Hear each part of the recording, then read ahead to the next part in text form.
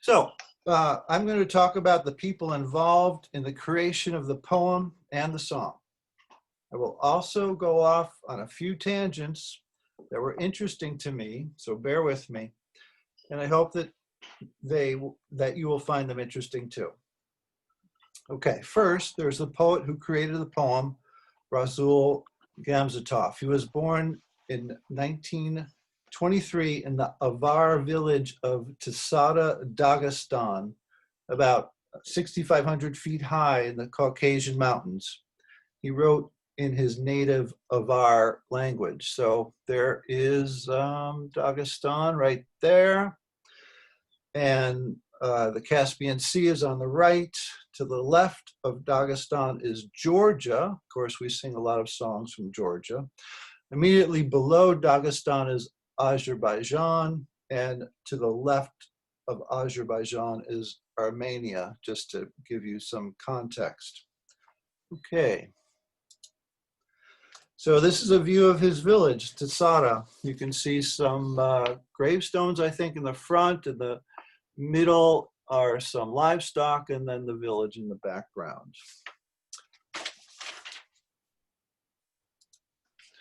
This is the house where he grew up. This is a photo of his father, Gamzat Tisada Sa, who was a very famous minstrel or bard of Dagestan. In fact, he was called the national poet of Dagestan. He's shown here with two other renowned minstrels of Dagestan. So obviously this was a very important tradition of that country. Here's another shot of his father. You can see how the people revered him. Here's Rasul learning poetry from his father, which I'm sure he did throughout his life until his father's death in 1951, when Rasul was 27. When he was 22, Gamzetov went to study at the Maxim Gorky Literature Institute in Moscow. He went on to become the most well-known Russian poet of a generation. He received many, many awards during his lifetime, including being the national poet of Dagestan, just like his father. Significantly, he lost two brothers in World War II. There are several monuments in Russia dedicated to him. Here's the one in Dagestan. They must have released a flock of cranes right before that photo was taken, probably on his birthday. Here's a different view of the same monument. I like the cloak that's draped over his left shoulder. That must be some kind of nod to his village roots, I think. Since this song, Zhuravli, is about memorializing, I'm going to include a lot of memorials in this talk. So, we're now on the second person who comes into play in this talk. In August of 1965, when he was 41, Gamzetov visited the Hiroshima Peace Memorial Park. That was 20 years after the bomb dropped. Within the memorial park is the Children's Peace Monument. This is a memorial to Sadako Sasaki, who was 2 years old when the bomb dropped on Hiroshima. She lived about a mile from ground zero. She lived a normal life until November 1954, when she started showing signs of leukemia due to radiation from the bomb, and was hospitalized in February 1955 and given no more than a year to live. While she was in hospital, she learned about the ancient Japanese legend that if she folded 1,000 paper cranes, she would be granted a wish by the gods. Paper to make origami cranes in the hospital was scarce, so she used paper that medicine came in and paper from other patients' get well presents. She died in October 1955 at the age of 12, having folded only 644 paper cranes. Her friends completed the 1,000 cranes for her and buried them with her. After her death, Sadako's friends and schoolmates published a collection of letters in order to raise funds to build a memorial to her and all the children who had died from the effects of the atomic bomb. Their efforts inspired others, and students from 3,100 schools in 9 foreign countries contributed money. And in 1958, a statue of her holding a gold paper crane was unveiled in the Hiroshima Peace Memorial Park. Those cases you see in the background behind the structure are where children bring their strings of cranes and other artwork to display. The paper crane has become an international symbol of peace. 7 years after it was built, in August 1965, Gamzatov visited the Children's Peace Monument in Hiroshima. What I read on the internet about this was that when he was at the memorial, he saw thousands of women in white, which is their mourning color, and flocks of cranes flying by. Here's a quote attributed to him. "When I stood in the crowd in the center of human grief, real cranes suddenly appeared in the sky. They said that they flew from Siberia. Their pack was small, and in this pack I noticed a small gap. Cranes from our homeland in the Japanese sky, from where in August 1945 the Americans dropped an atomic bomb." So on the Japan trip, Gamzatov was forced to leave early because he found out that his mother had died. On the flight back, so the story goes, he was thinking of her, his 2 brothers who had died in the war, and what he had experienced in Hiroshima. And he began to write the poem Zhuravli. There's another shot of that structure with her holding the crane, and another one. And this is the unveiling of the memorial, and this is the back side where there's a boy and a girl as well. So that's what a string of cranes looks like. And children bring cranes and artwork to the memorial throughout the year, especially on the anniversary of the day the bomb dropped. I believe that this was taken before the cases were installed. There's also a similar, smaller memorial in Seattle, and this is it.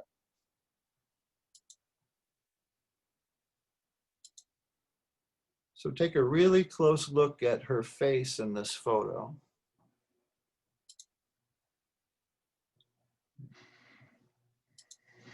There she is, earlier photo. That's her and her brother.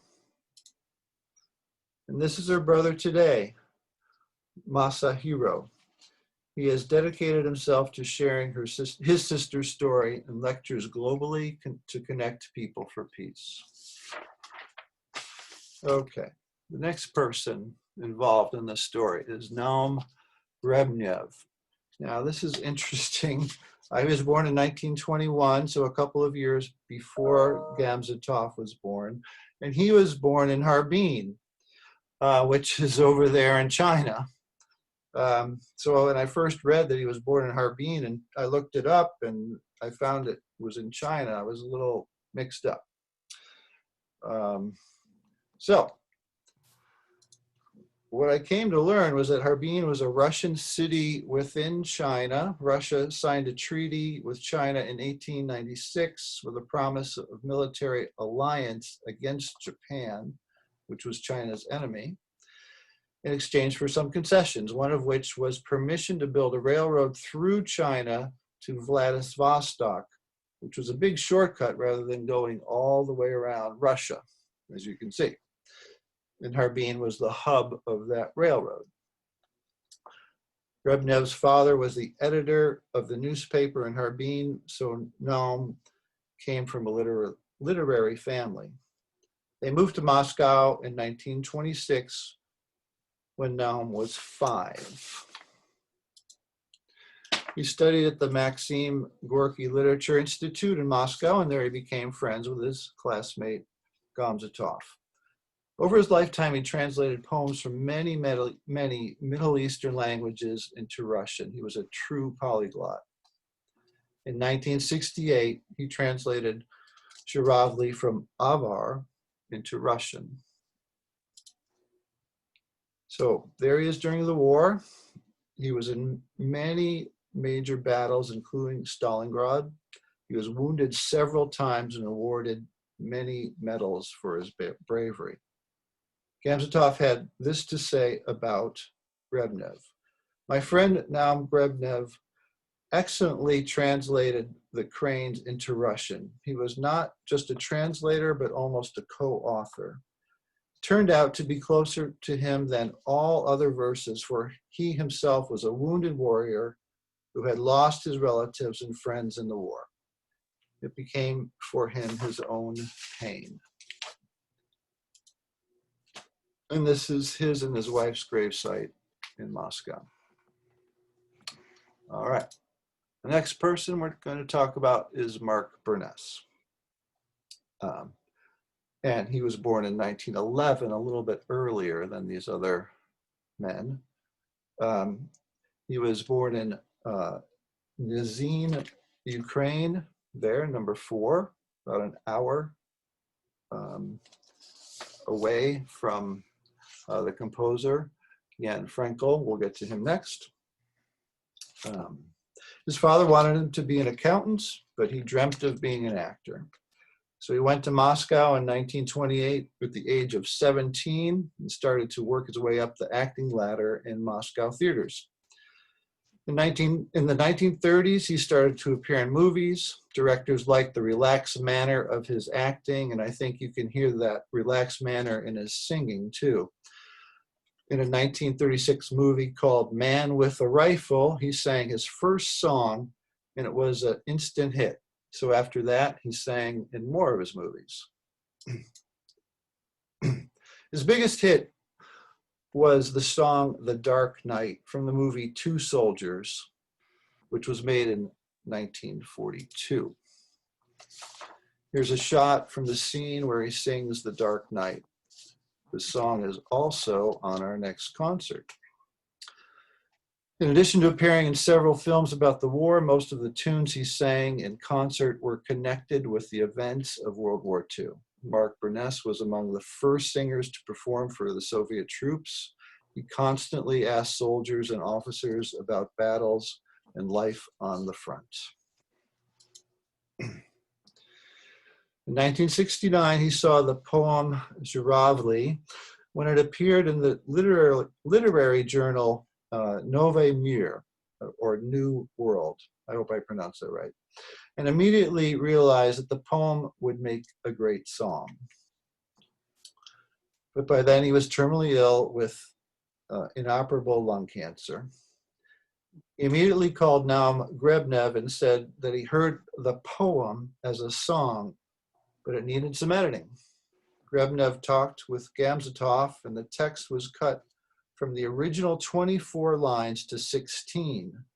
The first line of the poem was also changed from, sometimes it seems to me that the horsemen, to, sometimes it seems to me that the soldiers. So horsemen became soldiers. Gamzatov said about these edits, together with the translator, that would be Grebnev, we considered the singer's wishes to be fair, and soldiers replaced horsemen. This expanded the scope of the song. It gave it a universal sound. Gamzatov also said, at first I resisted, but Burness was able to persuade me that a bad poet can remove bad lines from a poem, but to remove good lines, only a good poet can do that. Okay, next, Burness asked Jan Frenkel to compose the music. Frenkel said that when he finished the composition, I called Burness. He immediately arrived, listened to the song, and burst into tears. He was not a sentimental man, but it often happened that he cried when he liked something. And the theme of the war was close to him, as well as to all people who survived that fateful time. And I've got to believe that Burness saw something of his own mortality in the poem. Mark Burness recorded Cranes while seriously ill. He was already moving with difficulty, but nevertheless, on July 8, 1969, his son took him to the studio where he recorded the song in one take. He asked the song be played at his funeral. And here's a memorial to him as he appeared singing in the dark night. All right. So our composer of the song, Jan Frenkel, he was born in Kiev, as I said, about an hour from where Mark Burness was born. His first instrument was the violin. His teacher was his father. Then he studied violin and composition at the Kiev Conservatory until he went to the anti-aircraft school in 1941.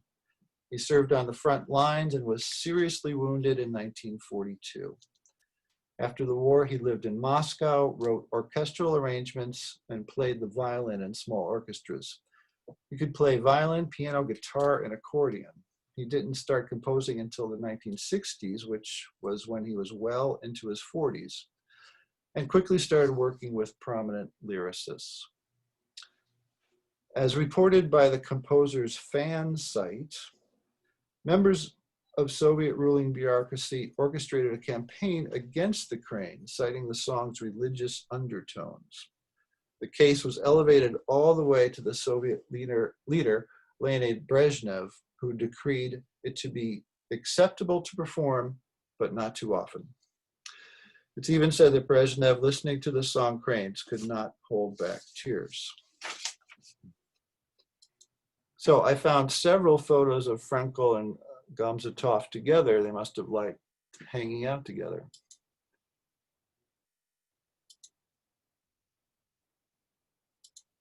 And this is his grave in Moscow. Okay.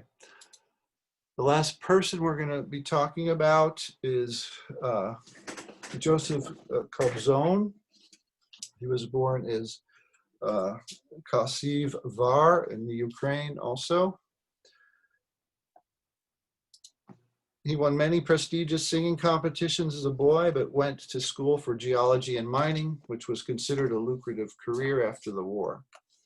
However, he also was a member of the Soviet Army Song and Dance Ensemble, and in the late 1950s, he decided on a music career, much against the wishes of his family, except his mother.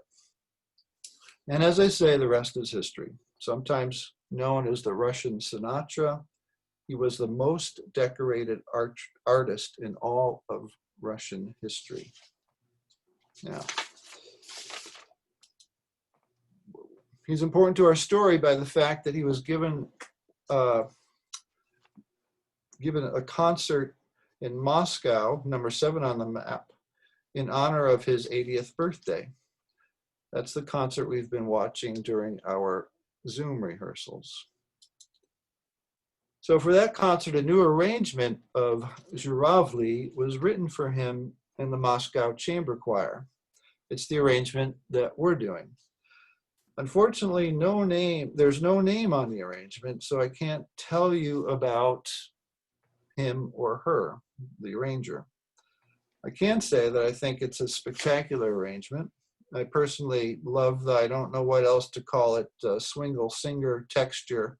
It gives me the illusion of flight.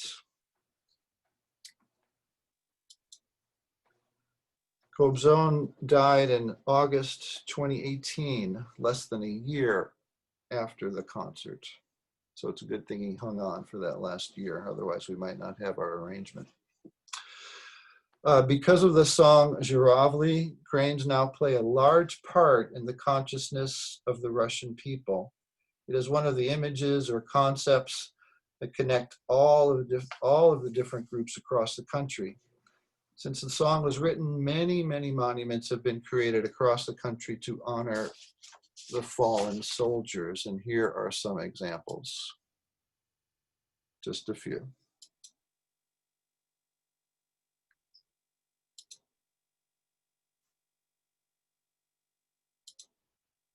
And this is the one that opened this year in Belarus.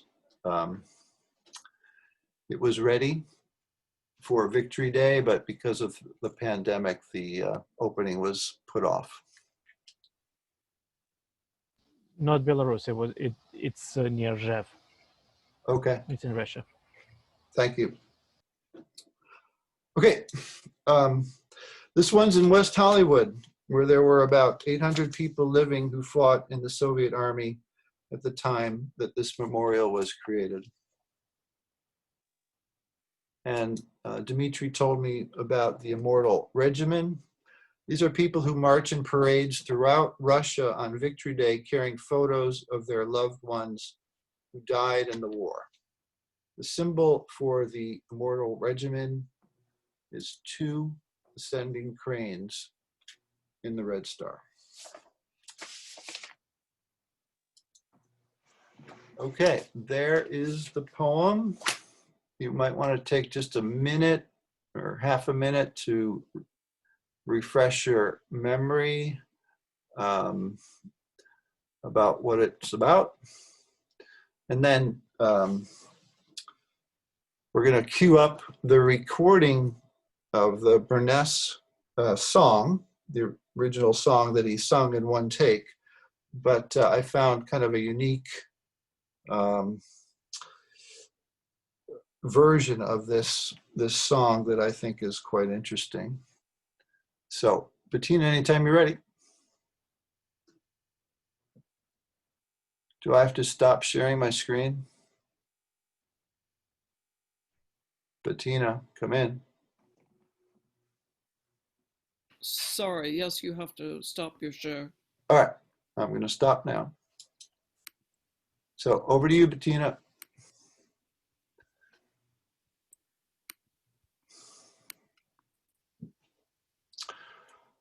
Great. This is the reason I chose this. It's the Spanish translation. I thought this was very appropriate given the universality of the song.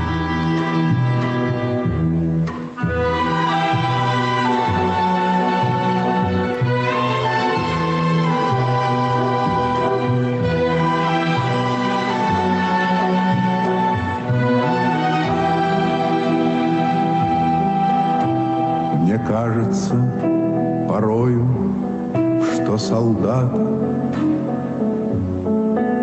с кровавых не пришедшие полей не в землю нашу полегли когда-то, а превратились в белых журавлей. Они до сей поры с времен тех дальних летят и подают нам голоса. Не потому так часто и печально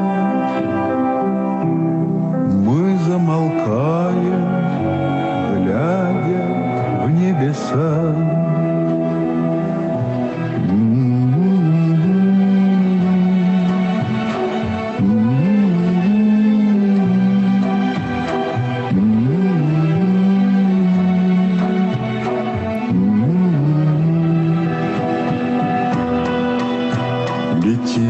Летит по небу клин усталый,